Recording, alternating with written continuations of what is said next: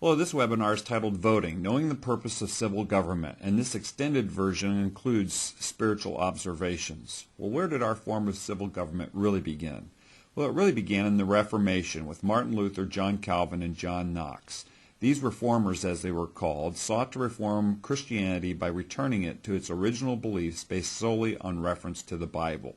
And as they wrestled out the truths of Scripture, they found that God dispenses His authority into four institutions of society: the individual for self-responsibility and self-government, the family for love, care, provision, raising of children, the church and faith community for inspiration, encouragement, accountability, sharing of faith, and discipleship, and then the simple functions of protection and justice for the government.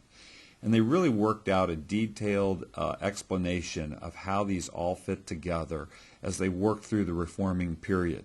And the Pilgrims actually carried the seed of their thoughts to the New World. These Pilgrims were giants of Christian society and civic thought, and they cherished a great hope and inward zeal of laying good foundation, or at least of making some way towards it, for the propagation and advance of the gospel of the kingdom of Christ in the remote parts of the world, even though they should be but stepping stones to others in the performance of so great a work. Yea, though they should lose their lives in this action, yet might they have the comfort of knowing that their endeavor was worthy.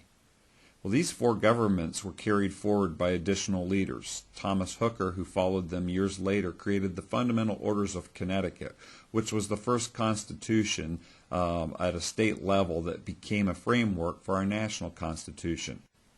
In those fundamental orders, it says that the Scriptures hold forth a perfect rule for the direction and government of all men, in all duties which they are to perform, to God and to men, as well as in families and commonwealths, as in matters of the church. Well, do you see the four institutions of government there?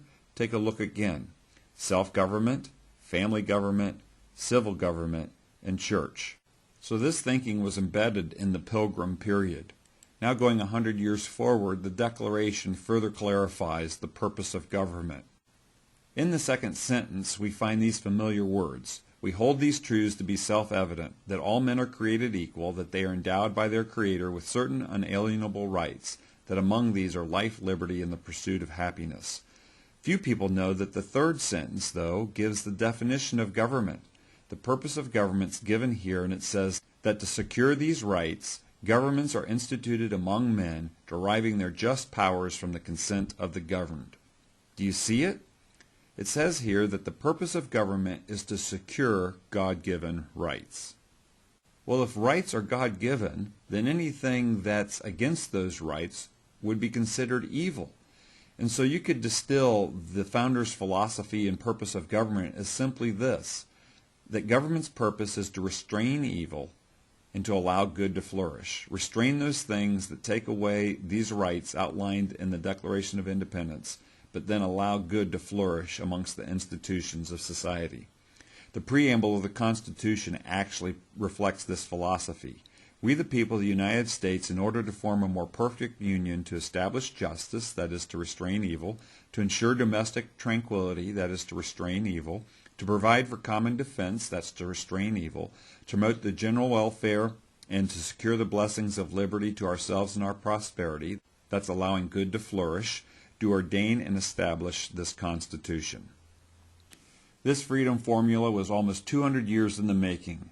It took the early Americans 180 years, from 1607 to 1787, to fully put together the freedom formula.